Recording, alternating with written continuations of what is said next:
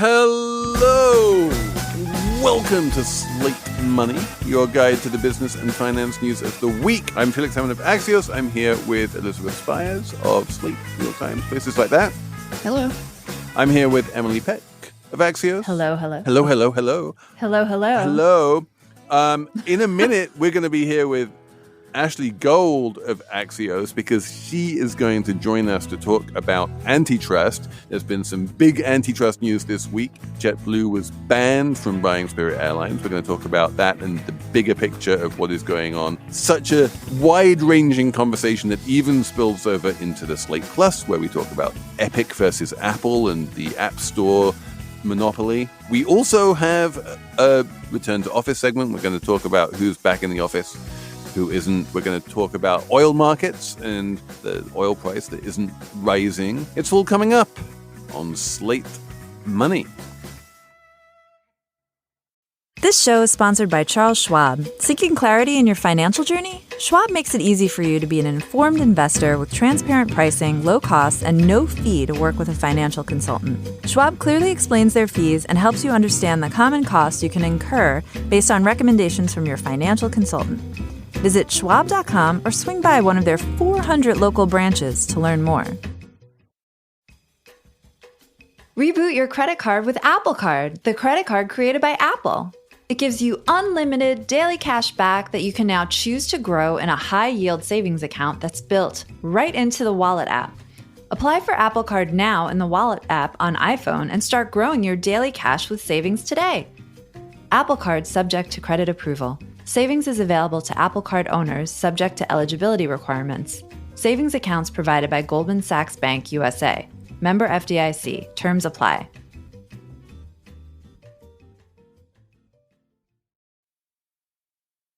Okay, so let's start with antitrust and the one and only Ashley Gold of Axios. You have teletransported in to Slate Money to drop some knowledge here. And the big news of the week is the Department of Justice. Am I right about that? It's the DOJ and not the FTC who stopped JetBlue from merging with Spirit Airlines. Yeah, it's a big victory for the DOJ. Generally, the DOJ has been a little more successful in getting companies to abandon their proposed mergers. Both Jonathan Kanter, who's the head of antitrust at the DOJ, and Lina Kahn, who is the chair of the FTC, have been talking a big game about antitrust enforcement since they came into power. So when they get a win like this, it's pretty significant.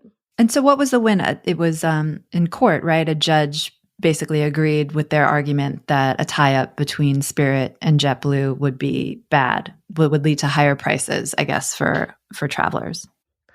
Yeah, and generally that's the challenge, is not so much arguing their positions in their own litigation. It's, will a federal judge actually agree with them that this is bad for competition? Because in the US, only a court can stop a merger. The DOJ and the FTC can't stop mergers on their own. So, the DOJ and the FTC can have the best reasoned argument in the world, but if a federal judge doesn't agree with them, they're not going to win. However, this one was a little easier for the DOJ because this is what we call a horizontal merger of two companies that do the same thing merging. So it's a little easier to argue those in front of a court. Those cases are more tested. Yeah, I have this feeling like Lina Kahn at the FTC is famous for this thing that she invented, which people call hipster antitrust, which is basically saying like you can be bad just by being big and being a monopoly, even if there's no obvious consumer harm. Whereas this one, the Spirit JetBlue merger, is more like boomer antitrust, right? This is good old fashioned. If you merge, then prices are going to go up and that's going to be bad for consumers. Yeah, it's kind of a traditional win for the DOJ. It's not all that different than something that would have happened in a previous administration. But because of this administration's reputation for being tough on corporations and, wanting to do a lot of antitrust action, it's a little more significant. People notice it a little more. Where the FTC and the DOJ have struggled, like you mentioned, is when they try to introduce more novel or less known sort of arguments of antitrust to the courts. But they've had success there too, right, Ashley? I mean, they succeeded in blocking the Penguin Random House Simon and Schuster merger, and the argument there was also not boomer antitrust, which I think Felix just coined that. It was more hipster antitrust, right? Because it wasn't consumers argued. They didn't argue it was consumers. It was authors. It was going to hurt authors because we were going to get lower advances. Mm-hmm, right. Mm-hmm. And they won there too.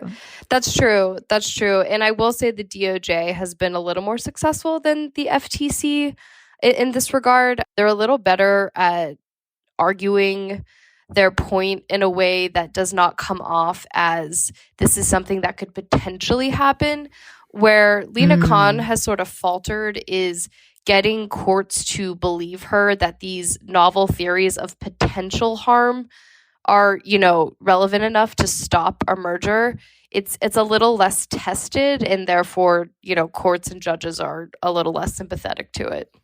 And just to be clear, again, this is just one of those bizarre American quirks, a bit like how you have the CFTC and the SEC kind of competing / cooperating with each other to do markets regulation. You have the Department of Justice and the Federal Trade Commission sort of competing / cooperating with each other to do antitrust. There's no dedicated antitrust entity that does these things. Right. Both the FTC and the DOJ have antitrust divisions. They generally have their sectors that they stick to. And when all the big tech investigations started under the Trump administration, the DOJ and FTC sort of divvied up the big companies and said, hey, we'll tackle these and you tackle those. So they made kind of an agreement between the two agencies, and that's how it has panned out in the Biden administration. But still, there's overlap. Recently, an example of the DOJ and FTC working together was they revised the merger guidelines, which hadn't been revised in many decades, and they worked together to make those guidelines stricter. So now when two companies want to merge, they will have new guidelines to look at that are more reflective of how we're thinking about antitrust in that age. But overall, there's no dedicated agency, which makes things a little complicated sometimes. Let me come back to Spirit JetBlue for a minute, because Spirit originally agreed to sell itself to Frontier. And the reason they said, we don't think we want to sell ourselves to JetBlue is precisely because they said, look, the DOJ is going to let us merge with Frontier. There's no way it's going to let us merge with JetBlue, and we don't want to try and enter into a merger that is doomed to fail. And then JetBlue ended up offering so much money that the shareholders were like, we'll just take the money, which turns out to have been a bit dumb. Are there any, following up on that, are there any downsides to the ruling for consumers? Particularly if Spirit is struggling a little bit and a potential outcome is that Spirit just flops and then you don't have low-cost airline at all? Yeah, it depends who you ask. Your sort of traditional anti-big government and corporations folks would tell you this is a loss for consumers because a bigger company like JetBlue could have given Spirit the resources and things that they need to offer more flights at more times for lower prices. And this is actually a loss for consumers. Other people would tell you that no, we just need these corporations to exist individually and allow people to have choice. And the more consumer choice, the better. But when you're faced with those realities that, maybe Spirit is going to shut down, then it's hard to tell what is better for consumers. But at the end of the day, I think what regulators are looking at is, the option and the choices of, going with different budget airlines. This is also, though, where the wonders of Chapter 11 bankruptcy come in, because the great thing about the bankruptcy regime and limited liability companies and all of that kind of thing is that Spirit Airlines can go through bankruptcy while continuing to fly and sell cheap tickets and then come out the other end with much less debt and looking like a sustainable airline. And it's great. Companies can go bust, shareholders can go to zero, and consumers can still keep on getting their cheap tickets all along, and the airline keeps on flying. Mm-hmm, mm-hmm. And I imagine that's something, that was taken into account. So right now, there are 4 airlines that have about 80% of the domestic market: American, Delta, United, Southwest. It's cool that the DOJ, is trying to stop further consolidation. But the ship seems like it has sailed in this industry. You know, like at this point, it's sort of like, is this as big a deal as we're making it out to be right now? Since, I mean, JetBlue is what, like the 6th largest airline. I guess it seems like they're nibbling around the edges with this. I guess what I would say is these regulators don't necessarily operate in a space of looking at what the industry looks like right now. It's more like they're sort of regulating for the future they want, and the idea that there should be more competition and more companies and more consumer choice. So sometimes it's a little bit ambitious, or it's, you know, a future they wish to see where, you know, we just have so many budget airlines and it's easy and it's cheap, and we have the equivalent of, you know, like EasyJet and TAP Air here in the US. So they're sort of always ambling towards this like idealistic future of more consumer choice. And I think that's what motivates them, even when the realities on the ground like don't quite line up. So when I was doing the prep for this segment, I was reading about Jonathan Cantor. Now, he was kind of like friends with Lina Kahn. They both have the same basic agenda. But he gets, I mean, he's just, Lina Kahn is just, I think I read, there's been an anti-Lina Kahn op-ed in the Wall Street Journal like every 10 days since she's like been running the FTC or something insane like that. She's just a lightning rod. Meanwhile, this other guy, no one seems to hate him. What's going on? Is it what I think it is or something else? Have you heard of this little thing called sexism and ageism? Does it like because she's like a lady? Is that? Well, okay, so a couple things. So I think it's sexism for sure. I think it's ageism for sure. I think she's been an easy target because of her gender and because of her age. And she's just been a little more interesting in the press. Like, she became famous because of this paper that she wrote in law school. So she's been well known in sort of pro-hipster antitrust circles since 2017. So she had this reputation that sort of preceded her before she even came to Washington. And then she took a job on the House Judiciary Committee to work on this major antitrust investigation under David Cicilline and Ken Buck. And she became a little more infamous when she was on the Hill. And then she finally ascended to the FTC. Whereas Cantor, he sort of has been a Washington entity for a while. He's worked for the government before. He's worked at major law firms in Washington for many years. He's older. He was sort of already a Washington player. And even though he, you know, aligns himself with Lina as far as their stances on things and how they look at antitrust, he was just already kind of known, and he was just like, you know, a guy. There's a large chunk of sexism here, but there's also just the sort of age and experience thing, right? We saw this a lot in the Trump administration too, when Trump would put 32-year-olds in charge of things, and everyone would go like, this guy has no idea how to run anything. And there does seem to have been, in practice, as you say, the FTC under Lina Kahn does seem to have found it harder to execute on the vision, even if the vision is more aggressive. But is that true? Has she really had such a hard time? Hasn't she had some victories? She has had some victories. She has had victories in healthcare, biotech, and a couple others. But where I would say she has had victories, which you would actually like look at as losses if you look at the court record, is just the way she's moved the conversation. So there are ways that people talk about antitrust now and big tech and consolidation they weren't talking about before she came along, or they weren't talking about as much. So the sheer fact that a big company like Meta or Google has to think about how Lina Kahn's FTC might anticipate what they're going to do in a way that they didn't before, I think it has moved the conversation a lot. There's more transparency. If the FTC files for an injunction or something, they have to explain the reasoning for the merger in court documents. We might not have seen that before. So it just sort of makes companies explain themselves in a way that just didn't happen before, because the mergers would just get waved through and you would never really know the reasoning behind it or how they would explain why this is good, actually. So even if they end up losing in court, as a reporter, I think it's interesting for transparency because it gets more companies on the record as to why they even want to, consolidate more in the first place. And let me ask you the other thing, which I've heard from a couple of places, and we've talked about this, I think, in the past.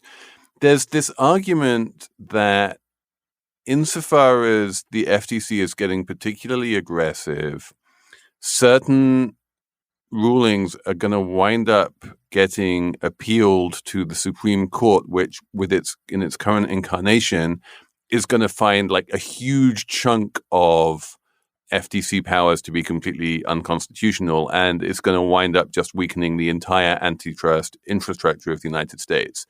Is this a legitimate worry? Yeah, I think it's a worry if you're an antitrust enforcer in the Biden administration and you're staring down, the election next year and knowing that you're probably not going to be in power anymore.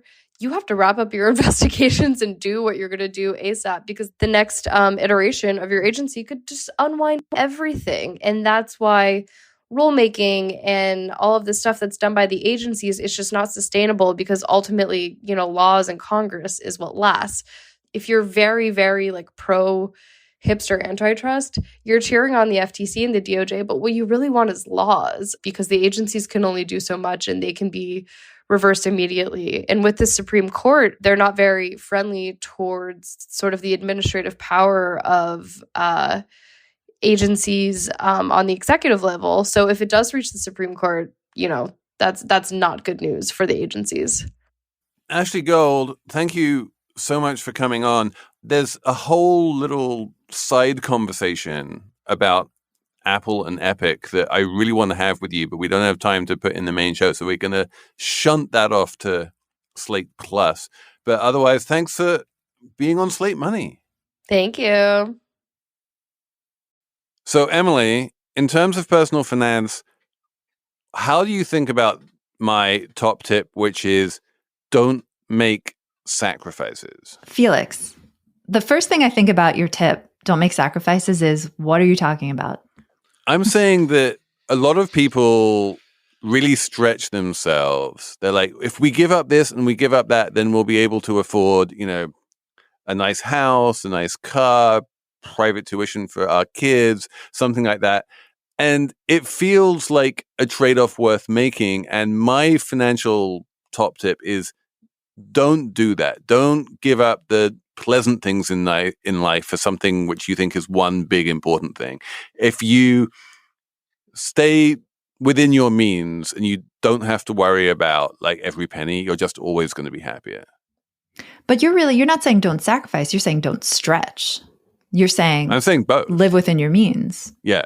If you're stretching, that's a sacrifice. You're giving things up. I think I agree with that. Don't stretch or sacrifice so that you can live within your means and spend money on all the little pleasures. So you're not like a Susie Orman, don't go out to dinner and don't ever buy coffee outside the house kind of a guy.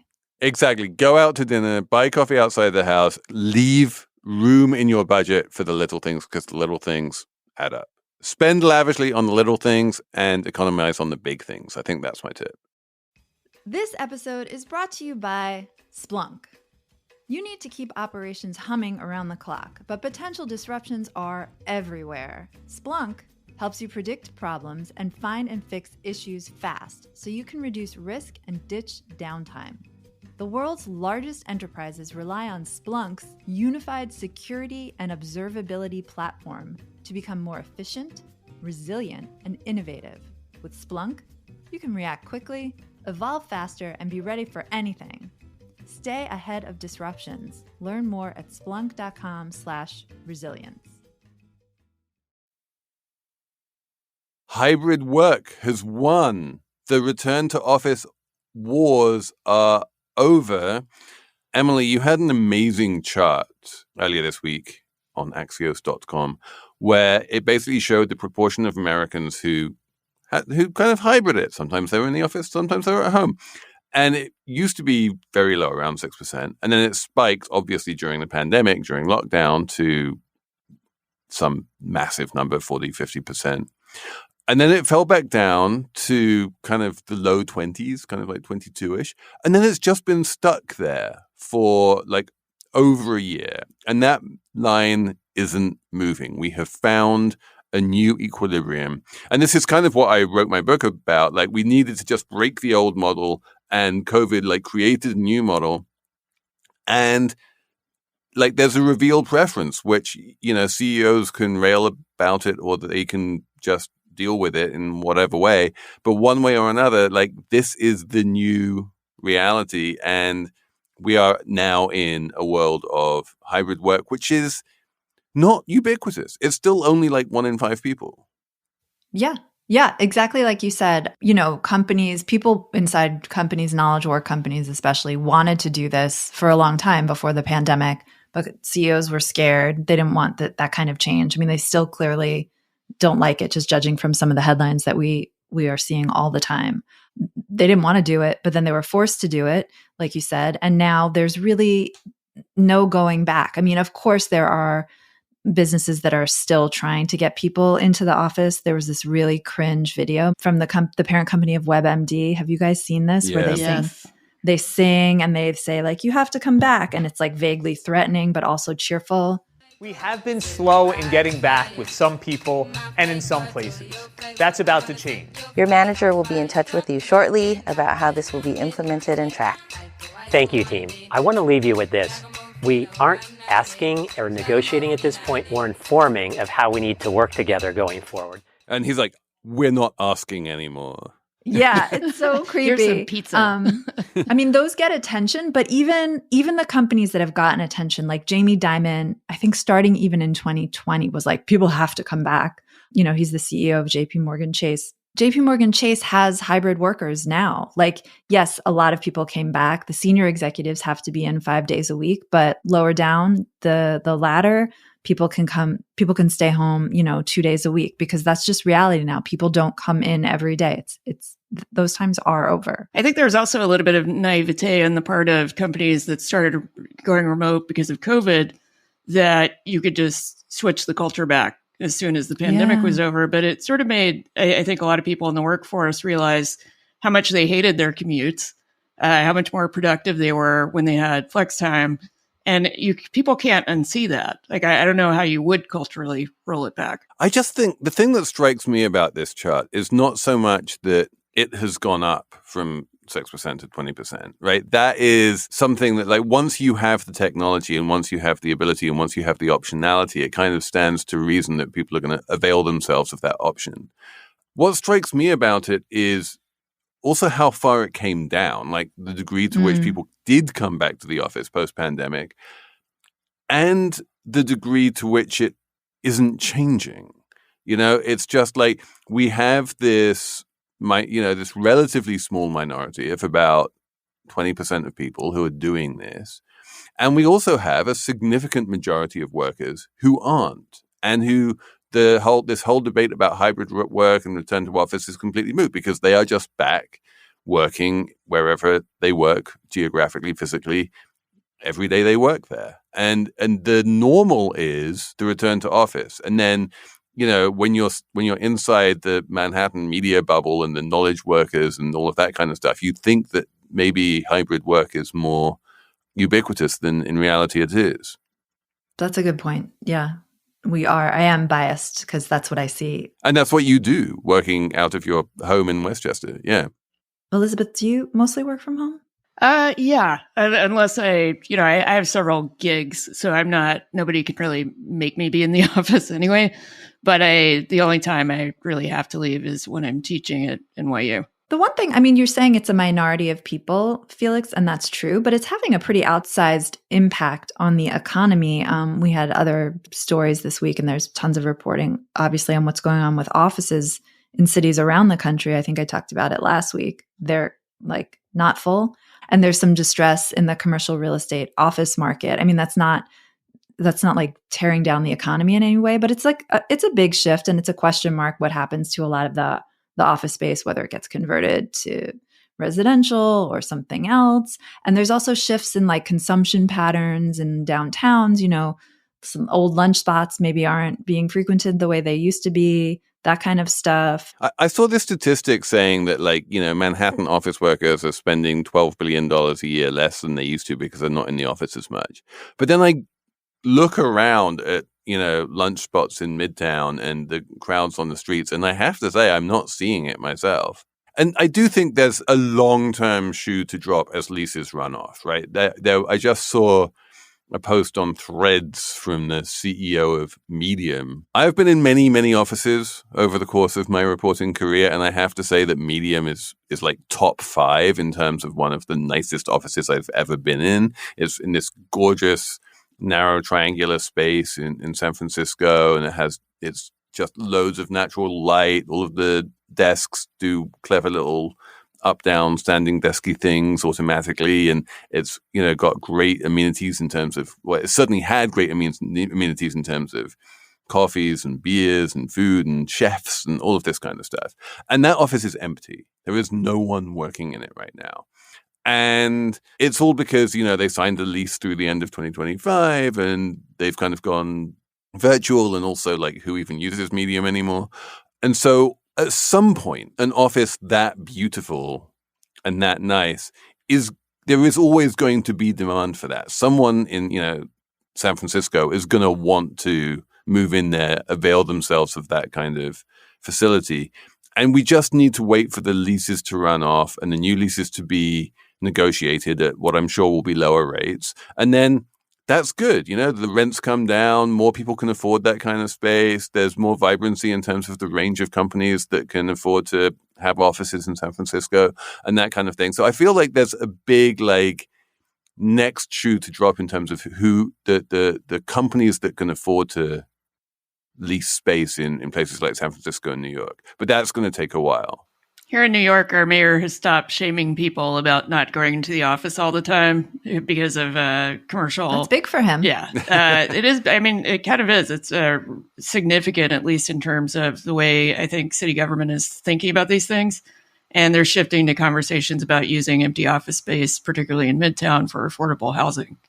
Yeah, they have a list of 46 buildings, which we asked them for that list and they wouldn't give to us. But they promise a list of 46 buildings that they want to convert to residential. Zooming out, I was thinking about this because I'm reading this book. It's not out yet by Cal Newport. He's the New Yorker writer. He writes about, work and productivity and all this. And he had some stuff in his book about how, when we all started working back in offices, not we, my parents or grandparents, back in the early, in the 20th century, and everyone started filing into offices like how you see in like the movie The Apartment, and big layout. Everyone goes in at 9, everyone leaves at 5, clacking on the typewriters all day. Like that was all kind of modeled after factory work. Like the office, even in its current incarnation, was like, well, factory workers go in and they work like a set number of hours every day, every week. So that's what office workers should do. And maybe it never even made that much sense, but it took the pandemic to sort of dislodge that kind of whole rationale and that whole mode of working. Because the fact is that the kind of work we do, the kind of work people do that we talk to a lot of the times, knowledge work, it's not like you sit down and you knowledge it out for the next 8 hours. It's like, you're thinking about work in the shower and you figure out how you want to write a story while you're driving to the gas station, and then you write it. It doesn't happen in this set place, in this set time frame. So it never really made sense in the first place. So the fact that it sort of landed at this new higher level actually makes a lot of sense. I can definitely tell you, as someone who writes a weekly newsletter, that my weekly newsletter basically never gets written between the hours of 9 and 5. I can't remember the last time that ever happened.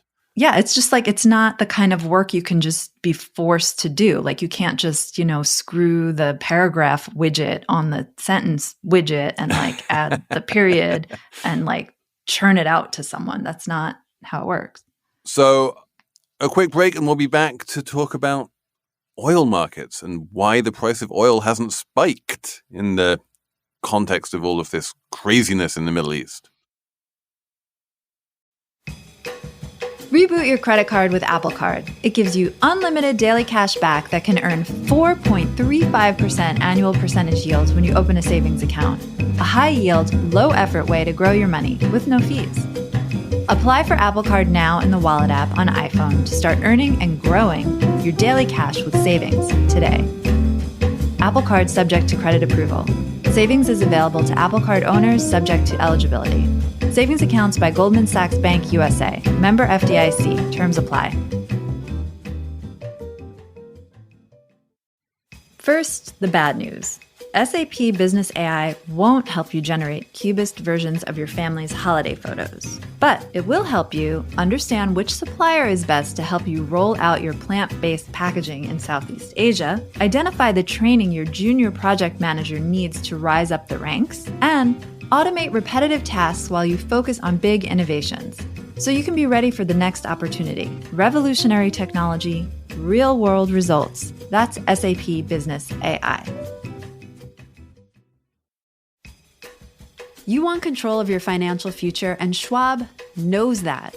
That's why, when it comes to managing your wealth, Schwab gives you more choices, like full-service wealth management and advice when you need it most.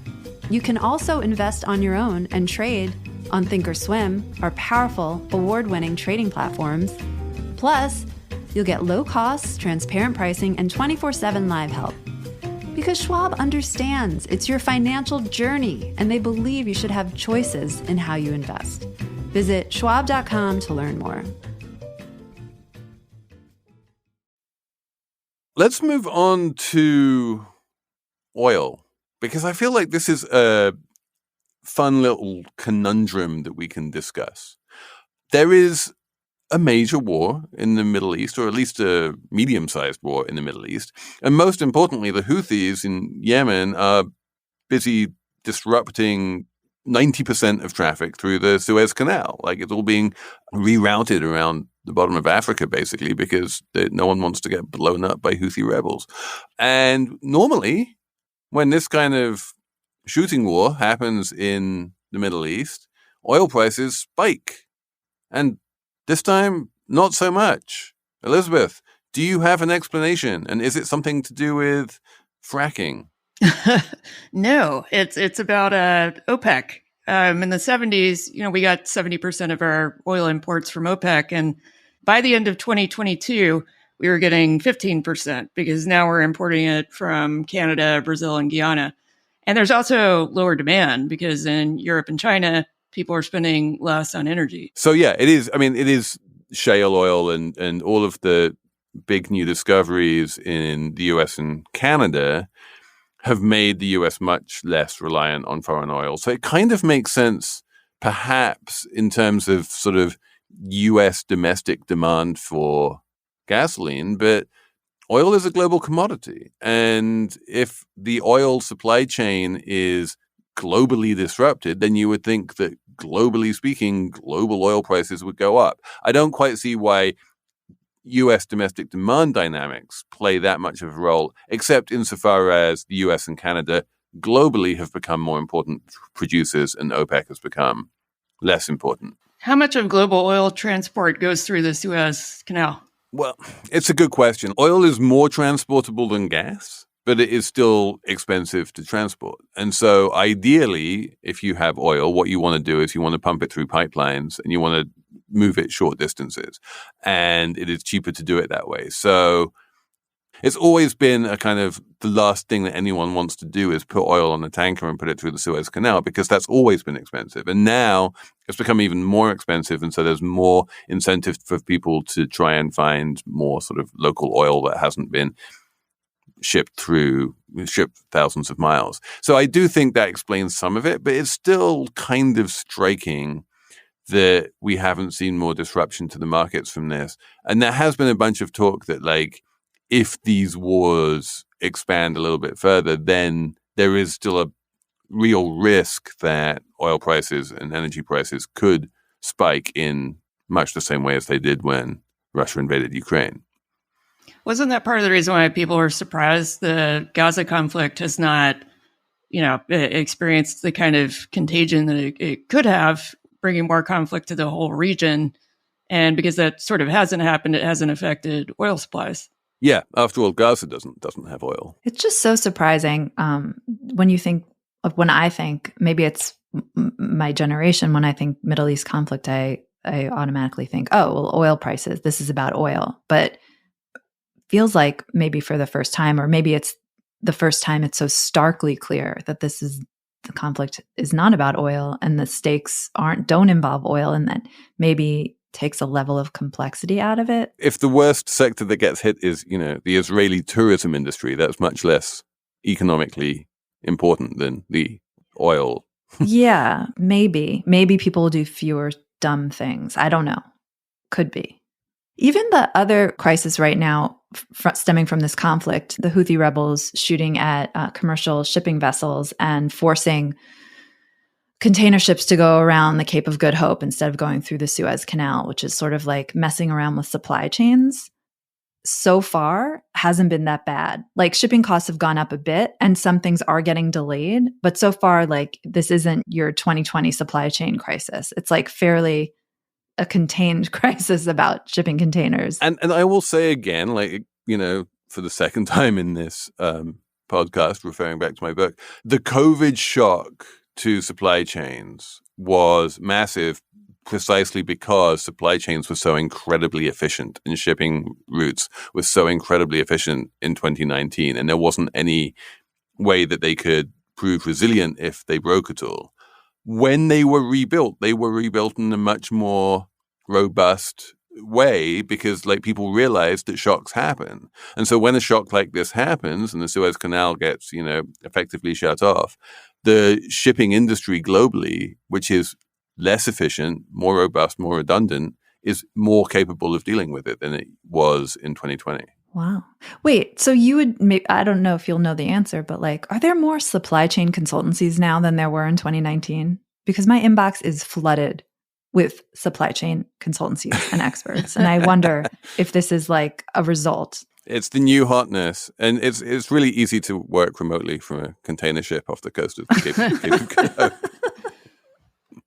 We are going to have a numbers round, but before we have a numbers round, Emily, we have one other piece of business that we need to clear up. Oh? Which is the stakes of our Bitcoin bet. The bet is that if in a year's time, if you add up all of the assets under management of all of the Bitcoin ETFs that are now live, the question is, will all of that AUM collectively approach 5% of the market cap of Bitcoin in total? If it's 5% or more, then you win. If it's under 5%, then I win. And we did have a wonderful suggestion from a listener, which I really like, which is that this is a 1-year bet. And in a year's time, the loser of the bet has to buy $1,000 worth of Bitcoin. $1,000? Yeah, you need to. If you lose the bet, if you, Emily, lose the bet, then you need to buy $1,000 worth of Bitcoin as Bitcoin in some kind of self-hosted wallet or some way that you can spend the Bitcoin and access the Bitcoin directly. If I lose the bet, I need to buy $1,000 worth of Bitcoin as an ETF, and I need to go out and buy $1,000 of an ETF.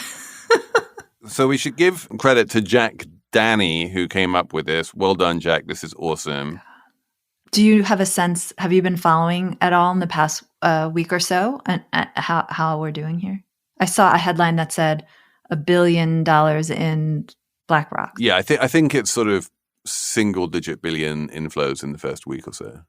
And what's the market cap of Bitcoin right now? I can't remember. All right. But we've already made the bet. I have to remind you of this, Emily. We've already made the bet. The only question is, what are the stakes? I hate this. And you can't. Right. Yes. $1,000 is a lot of money. $1,000 is a lot of money, but then again, the whole point is that it's not like you're losing that money. It's you keep that money. It's still your money. You're not giving it to me. But the price of Bitcoin could go down. Yes, or it could go up. Right.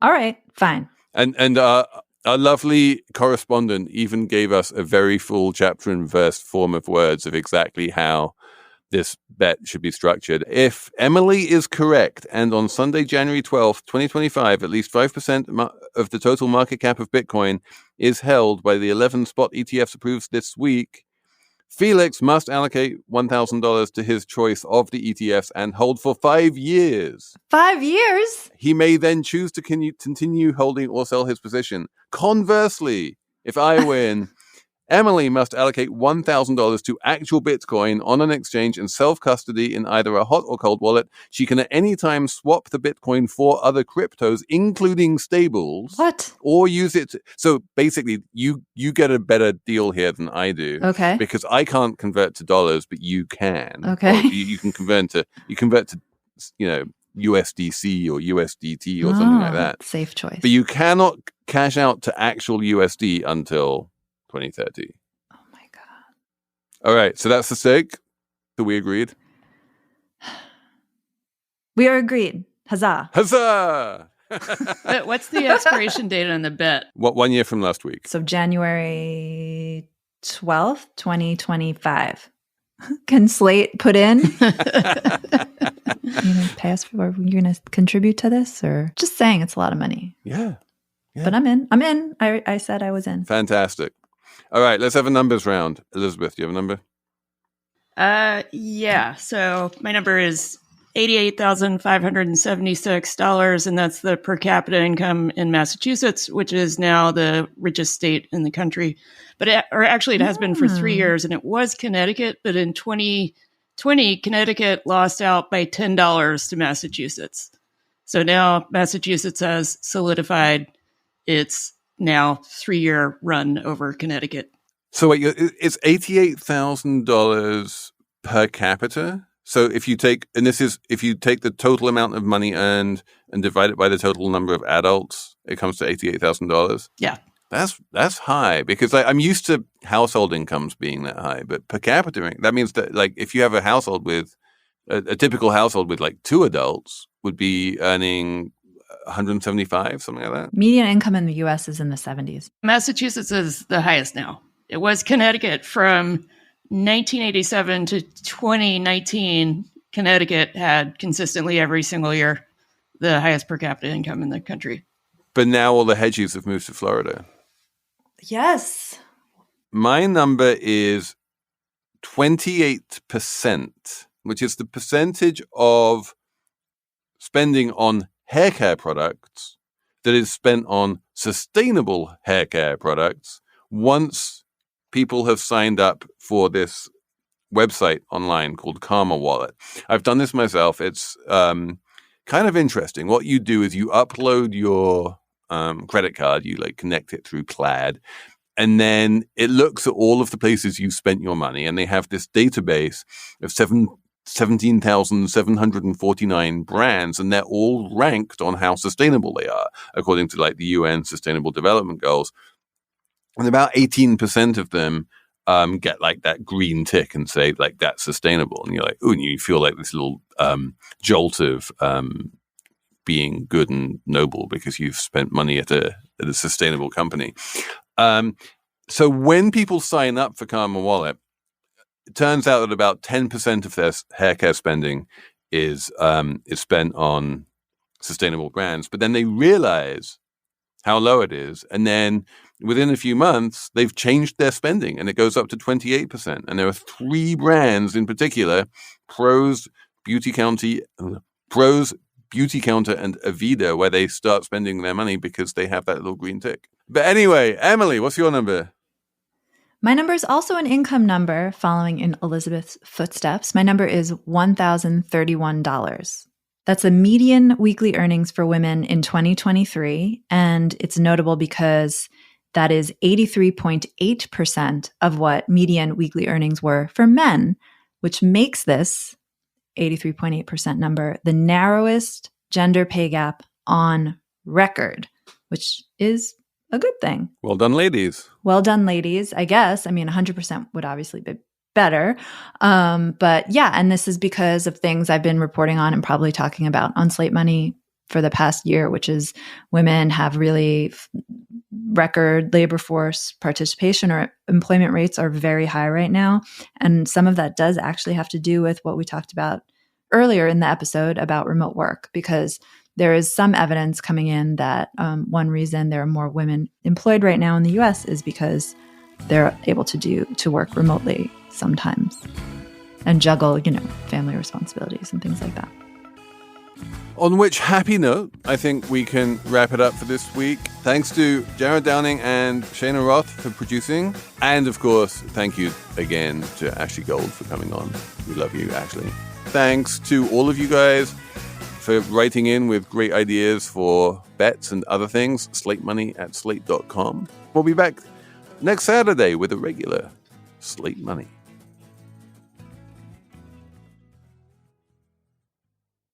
At Arizona State University, we offer a wide variety of degree programs online to match all kinds of interests and career aspirations. Programs that are taught by the same notable faculty who teach on campus and designed using innovative technology to improve learning outcomes and equip you for post-graduation success. That's why 87% of ASU online graduates indicated they were promoted at work or received an increase in salary after earning their degree. Find your program at asuonline.asu.edu.